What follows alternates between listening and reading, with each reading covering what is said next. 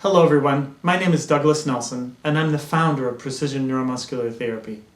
I want to be the first to welcome you to Precision Neuromuscular Therapy for the neck and head. Precision Neuromuscular Therapy for the neck and head is a fantastic seminar for lots of reasons, but first and foremost, as it always is with us, it's about clinical application. I have a clinic here in Champaign, Illinois called Bodywork Associates, which I've had since 1982. If you look at the number of clients who grace our doorways, a large number of them come with neck concerns. And this area is an area that can be daunting for all of us because of its complexity. And that's what makes this seminar so amazing, is that it doesn't skirt that complexity, it sort of dives right into it and takes complex things and really makes them much more simple and in the end makes them really relevant to clinical practice. The artistry of the neck is truly amazing. And I think that's the second thing that we hear from people is just the anatomy review that people have who are taking this seminar. If you look at the neck itself, it's an amazing thing. If you take the trapezius, for instance, it's a contralateral rotator. Next layer in, splenius, it's an ipsilateral rotator. Next layer in, semispinalis, contralateral rotator. Next layer in, obliquus, it's an ipsilateral rotator. Each layer does an exactly opposite action. Wow, if that's not complexity, I don't know what is. So the thing is, when someone comes to see you and they present with something like, for instance, it hurts, I can't turn my neck as far to the right as I can to the left, one of the questions you need to ask is, well, when you do that, what do you feel? For instance, when you turn to the right, do you feel the pain on the right or do you feel the pain on the left? Their answer will clearly determine a whole thread, a whole way of that we're going to drive our treatment based on that question and what their answers are.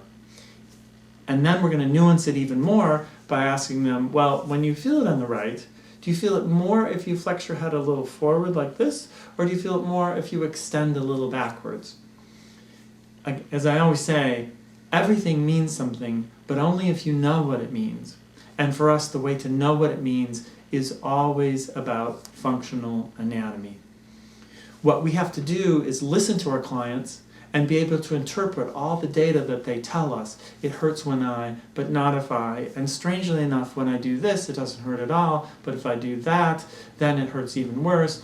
All that stuff is something that we have to translate into both an anatomical understanding and then being able to translate that understanding into our hands to be able to then make a difference. An intellectual understanding does nothing if you can't then deliver it with your hands. But you can have really good hands and still not understand exactly what you're doing, and unfortunately that can be misleading and lead you down all sorts of incorrect roads. And the problem with the neck is a lot of that anatomy is so small, it's really, really easy to get lost. So in many ways, what this does actually is create a perfect representation of precision neuromuscular therapy, PNMT, as a whole. All the things that we apply in terms of clinical reasoning and just hyper-precise palpation skills and the ability to really set goals and to devise a treatment strategy that has clear targets. All that stuff is represented in the neck in a way that is a perfect microcosm of the rest of the body. And the problem with that is, in one way, that all the anatomy is so compressed, it's really easy to overtreat it. So we also have to be quite careful. So this goes back to our mantra about careful, thorough, and thoughtful.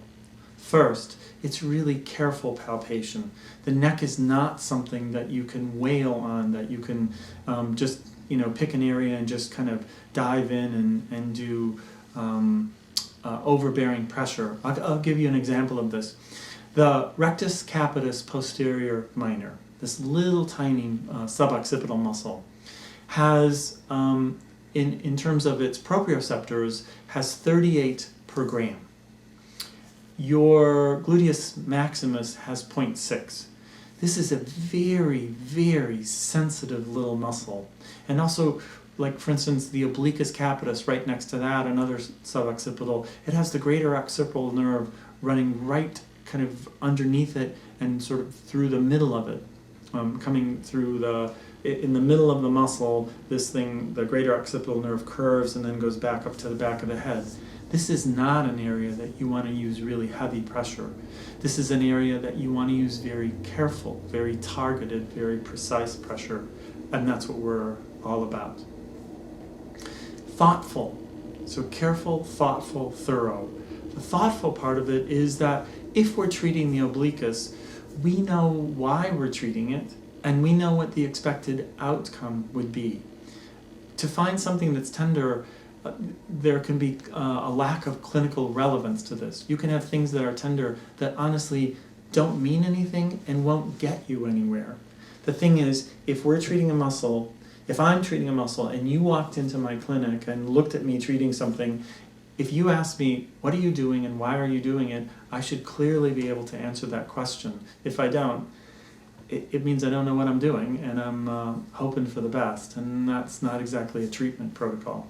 As they say, even a blind squirrel finds a nut once in a while. So that thoughtful part of it is really important to us, and I think clients resonate with this. They know when I'm treating someone, my clients know that I'm doing this for a very specific reason, that I have an expected outcome, which means also I'll know if I'm right, and I'll also know if I'm wrong, and sometimes that's even more important than knowing if you're right. But without some sort of benchmark, without some sort of way of knowing this, you're really rather lost, and I know that feeling well because I think that was true for me for a long, long time in my 36 years of massage therapy practice. So careful, thoughtful, and then the key is thorough. Our whole approach to this is not only to look at the presenting symptom or the muscle that's having a problem, but what's the system that created that context. It's a little bit like a mathematical equation where you have A plus B plus C plus D equals, again, pain or the presenting symptom. But it's almost never about just one thing. If there's a muscle that's in pain or screaming, the thing is, there's a whole system that created that outcome. If you don't change the system, then it's really hard just to change the presenting symptom. In the same way, it's like, again, in a mathematical equation, it'd be like trying to change something on the right side of the equation, but changing nothing on the left. And you learned in 4th grade, that doesn't really work. And so often that happens in our traditional medical system because what we're looking at is some way to change the symptom. And unfortunately, there's a whole context that created that system. Change the context, change the outcome. It's always been that way, it will always be that way, but what that necessitates is a greater understanding. And for us, that greater understanding really comes back to a deep, rich understanding of functional anatomy. And I think for a lot of therapists who are taking this seminar, who many of which are quite experienced and bring a wealth of knowledge to the table, it just clarifies and deepens their experience. And we're not trying to replace all the techniques that you've done in the past. This is an and, not an or. What we're really trying to do is build on top of that and offer you lots of tools, but more importantly, help clarify the reasons that you would take one approach relative to the other. There's value in almost every approach. The question is, why do you choose the one you do? Why would you choose this over that, and in what context and for when? And those questions are really important to answer, and if you can clearly answer them, the odds are you're on the right track. So in the seminar itself, one of the things that we'll do is break down the way we approach this by range restrictions. So we'll look at things that restrict flexion, extension, and then lateral flexion, rotation. Rotation is the most common presenting symptom that people notice that they can't turn their head one way as far as they can the other. But oftentimes in the background there are flexion or lateral flexion or other restrictions that they're unaware of. So it's a nice way to break it down. It's not perfect by any means because there are combined motions, and it starts out really clear, but then you'll see it gets a little fuzzy at some point because, for instance, lateral flexion and rotation are combined. The good news about that is you affect one, you affect the other, and now you start to use it as an amazing tool where what we call front door, side door, back door approaches. That even if something is restricted like rotation, you don't even have to deal with rotation. You can deal with lateral flexion and improve rotation, which looks a little bit like magic unless you deeply understand the functional anatomy behind that. The last section of the seminar deals more with orofacial pain. And while we have a 2-day TMJ intensive, this thing is just really an overview of some of the common orofacial kind of concerns and things that you can do externally and really make a difference for those people who suffer. And I think you'll find that really valuable. That's a small section. The other, another section that we do in this seminar is a whole section on headaches, which is tremendously valuable. And I think you're going to find some really interesting research that's being presented in this, not the least of which, for instance, just clarifying differences in approaches between migraines and tension type headaches. And just to make it even weirder, so migraines, for instance, are not a type of headache. They're actually a disorder in the nervous system that can present as a headache. You can have a migraine and not have a headache at all. So there are also a whole section on tension type headaches. And again, you can have tension type headaches, but that gets a little fuzzy because some tension type headaches really have nothing to do with quote, quote, tension in the first place. And we'll kind of go into that and explain why that is.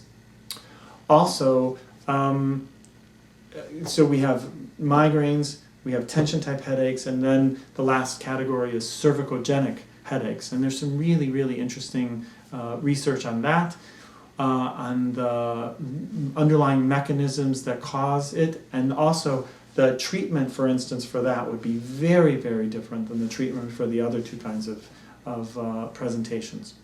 So all in all, there's a lot of material in this seminar. It's information dense, so keep your tray table in the upright and locked position and fasten your seatbelt, but you're in for a wonderful, wonderful experience. And I thank you so much for taking the time to do this. I hope that enriches and deepens your understanding of the work and ends up helping lots and lots of people who place themselves on your table for treatment. I think you're really going to love the outcomes. Thank you so much.